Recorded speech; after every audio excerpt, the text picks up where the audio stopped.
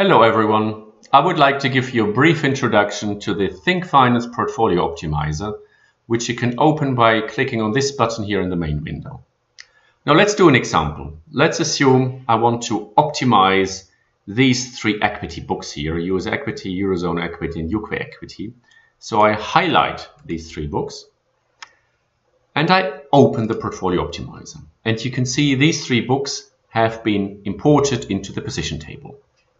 Now, the first thing to mention is that the Portfolio Optimizer can optimize at two different levels. First of all, it can optimize at a book level, meaning that the Portfolio Optimizer can shift weights across books while each book stays the same. So the relative weights within each book stay the same. Or I can optimize at a position level, which means the optimizer can shift weights across positions without freezing the books. So let's choose this option. So here you see all the positions in the three books that I've imported. Here you see the market value. Now let's click on Optimize. And what you see here is the optimal value and the change from the current market value after optimization. Now, how does that work? Well, the optimizer uses the well-known model of Harry-Markowitz, which basically means it calculates the so-called efficient frontier, which you can see in this pane here. So this is the efficient frontier of the portfolio. You see my imported portfolio and the optimized portfolio on the efficient frontier. Now, with the slider down here, you can move your optimized portfolio along the efficient frontier, and you can choose any point on the efficient frontier.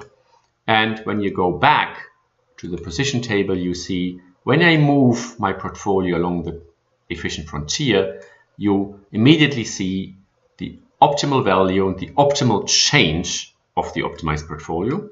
And in the summary table below here, you see the return, volatility, and Sharpe ratio of the optimized portfolio versus the current portfolio.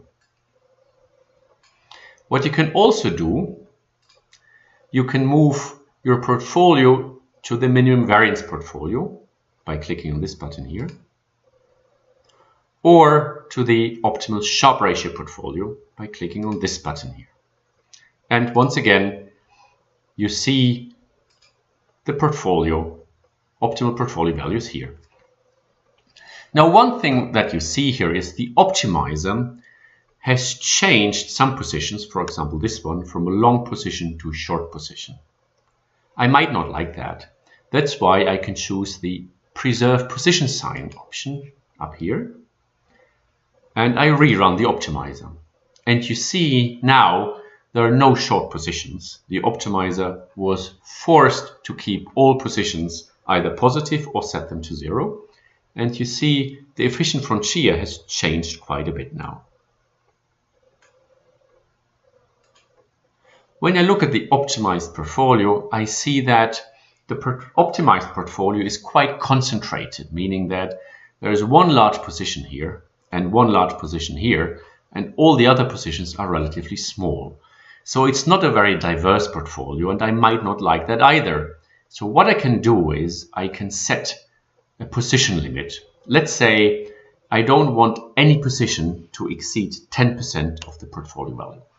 So I put 10% here, I rerun the optimizer, and you can see the portfolio is more diverse now. Let's look at the efficient frontier, and you see the efficient frontier has changed quite a bit, and it got these corners here. And these corners mean that the optimizer hit a constraint, the position constraint that I implemented. Another thing to mention is that the optimizer requires an expected return for each position, which the optimizer estimates by historical trends.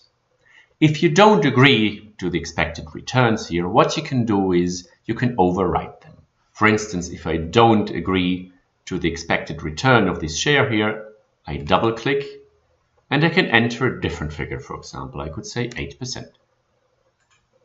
And I can rerun the optimizer, and the efficient frontier has adjusted to the new input parameters. Last but not least, if I'm happy with the optimized portfolio, let's say I want to go to the optimal Sharpe ratio portfolio. If you're happy with the portfolio, you can replace the portfolio that you've imported with the optimized portfolio here. All you have to do is you click on the Use Optimized Portfolio button. Now here reminds me that some of the positions will be set to 0. That is okay. And now these 3 books that are imported into the optimizer have been replaced with the optimized values. That concludes the introduction to the thinkFinance Portfolio Optimizer.